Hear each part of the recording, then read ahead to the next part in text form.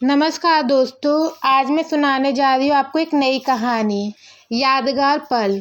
कभी कभी जीवन में ऐसा भी हो जाता है जो हमेशा याद रहता है। जब भी वह बीमार होता था तभी से परेशानियां होनी शुरू हो जाती थी, क्योंकि वह कोई भी दवाई लेने को तैयार नहीं था। घर में सबसे बड़े थे वह, लेकिन जब भी बीमार पड़ते थे कोई भी दवाई उन्हें हजम नहीं होती थी। वह यही सोचा करते थे कि दवाइयों को कैसे लिया जा सकता है। यह तो बहुत ही स्वाद में बेकार होती है, इसको हजम करना आसान नहीं है। इनका नाम बाबूजी था और जैसा ही नाम था वैसे ही लगते थे। एक दिन उनके मित्र उनसे मिलने आए और कहने लगे कि आज तुम्हारी तबीयत ठीक नजर नहीं आ रही है। बाबूजी ने कहा कि मेरी तबीयत कल से बहुत खराब है और बुखार भी आ रहा है। तब उनके मित्र बोले कि तुम्हें तो दवाई ले लेनी चाहिए, तभी कुछ असर दिखाई देगा, नहीं तो ऐसे तो बीमार ही दिखाई देते रहोगे। बाबूजी ने कहा कि मुझे तो दवाई समझ में ही नहीं आती, क्योंकि मुझे अच्छी ही नहीं लगती है। जब भी ऐसी कोई समस्या आती है तो मैं अपने आप ही ठीक हो जाता हूँ, क्योंकि मुझे दवाई लेने से हमेशा डर लगता है। उनके मित्र बोले, अगर ऐसा ही चलता रहा तो ठीक कैसे रहोगे, क्योंकि कल से तुम बीमार हो। तुम मेरे साथ चलो, मैं तुम्हारा इलाज करवा देता हूँ, जिससे तुम कोई भी परेशानी नहीं होगी। बाबूजी कहने लगे कि मुझे जाने की ज़रूरत नहीं है और वैसे भी मैं इन सब से दूर रहता हूँ। तभी उनके बड़े बेटे आए और कहने लगे कि मैं भी कल से यही कह रहा हूँ कि इन्हें इलाज करवा लेना चाहिए, लेकिन यह किसी की भी नहीं सुन रहे हैं। आप इनके मित्र हैं, इसलिए आप इन्हें समझा सकते हैं। उनके मित्र ने कहा कि जब ऐसा है तो मुझे समझ जाना चाहिए और चलकर इलाज करवाना चाहिए, तभी तुम्हारी तबीयत ठीक हो सकेगी। बाबूजी का मन बिल्कुल भी नहीं लग रहा था। सोच रहे थे कि आज तो मुझे दोनों ही सुनाए जा रहे हैं, क्योंकि मेरी तबीयत ख़राब है और मुझे दवाई लेने को कहा जा रहा है, जो कि मुझे पसंद नहीं है। आखिरकार जैसे तैसे बाबूजी मान गए और अपने मित्र के साथ इलाज करवाने के लिए चले गए। जब है वहाँ पर पहुँचे तो काफ़ी लोग वहाँ पर बैठे हुए थे। बाबूजी ने कहा कि ऐसा लगता है कि आज के दिन सभी लोग बीमार हुए हैं, यहाँ तो बहुत भीड़ दिखाई दे रही है। उनके मित्र बोले कि ऐसे तो होता ही रहता है, कोई ना कोई बीमार तो रहता ही है। हमारा नंबर जब आएगा, जब हम अंदर जाकर देख लेंगे। फ़िलहाल तुम बैठकर आराम करो, तुम्हारी तबीयत ठीक नहीं है। बाबूजी बहुत देर तक बैठे रहे। लगभग 2 घंटे बाद उनका नंबर आ ही गया और उन्हें अंदर बुलाया गया।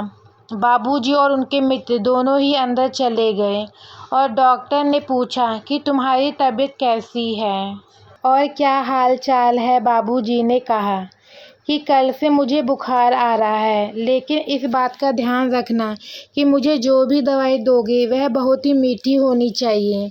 अगर ऐसा नहीं है तो मुझे दवाई लेने की आवश्यकता नहीं है, क्योंकि मैं दूसरी दवाई को लेने से हमेशा डरता हूँ। आप समझ लीजिए कि मैं दवाई नहीं खा पाऊँगा।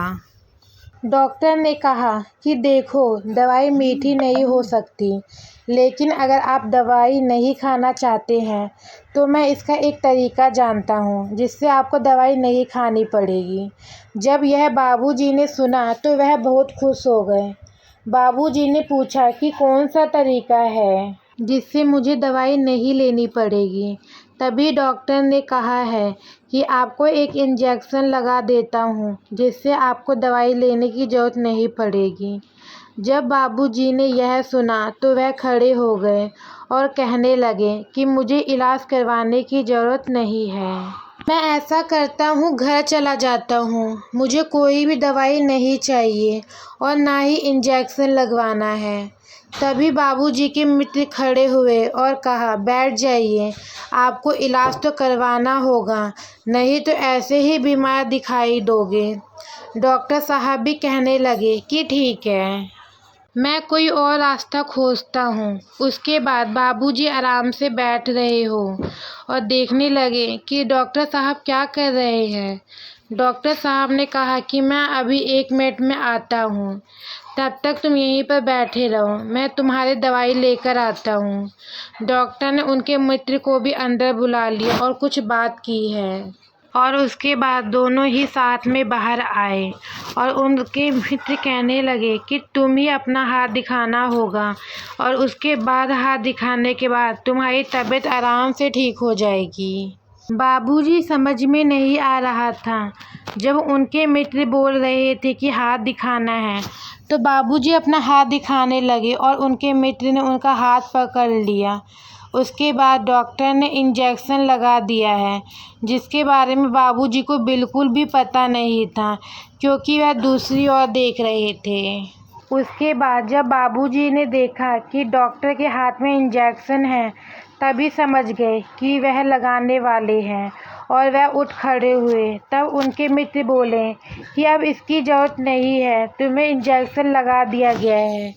बाबूजी बोले कि मुझे तो पता ही नहीं लगा कब मैं इंजेक्शन लगा दिया, मुझे तो बहुत डर लग रहा था, लेकिन उसके बाद मुझे कुछ भी एहसास नहीं हो रहा है।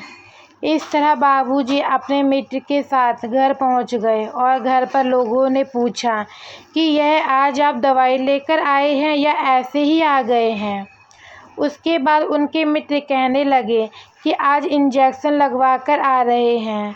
सभी घर वाले उनकी ओर देखते रह गए क्योंकि आज तक ऐसा नहीं हुआ था। इस तरह बाबूजी का इलाज भी हो गया और उन्हें पता भी नहीं लगा। जीवन के छोटे छोटे किस्से कभी कभी याद आते हैं तो उन्हें देखकर ऐसा लगता है कि आज ही की ही बात है। तो दोस्तों, आज की ये कहानी यहीं पर ख़त्म होती है। आपको मेरी ये कहानी कैसी लगी कमेंट में ज़रूर बताएं। अगर आप मेरे चैनल पे नए हैं तो मेरे चैनल को सब्सक्राइब करें, लाइक करें। आगे आपको ऐसी और कहानियाँ सुनने को मिलती रहेगी। धन्यवाद।